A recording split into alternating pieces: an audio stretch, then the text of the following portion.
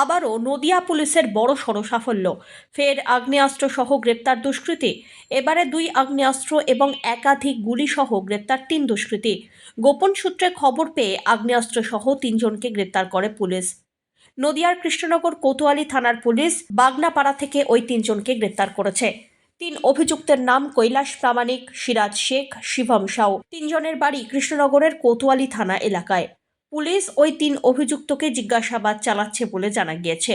মূলত ঠিক কী কারণে তাদের কাছ থেকে আগ্নেয়াস্ত্র বাজেয়াপ্ত করা হলো বা কোথা থেকে তারা সেই আগ্নেয়াস্ত্র জুটিয়েছে, সেগুলি তদন্ত করে জানার চেষ্টা করছে পুলিশ। এদিন ধৃতদের জেলা আদালতে পেশ করা হয়। এদিন এই ঘটনার জেরে ব্যাপক চাঞ্চল্য ছড়িয়ে পড়ে গোটা এলাকায়। কোথা থেকে এলাকায় এত আগ্নেয়াস্ত্র আসছে তা নিয়ে রীতিমতো চিন্তিত সাধারণ মানুষ। অবিলম্বে এক্ষেত্রে কড়া পদক্ষেপ গ্রহণের দাবি জানিয়েছেন স্থানীয়রা।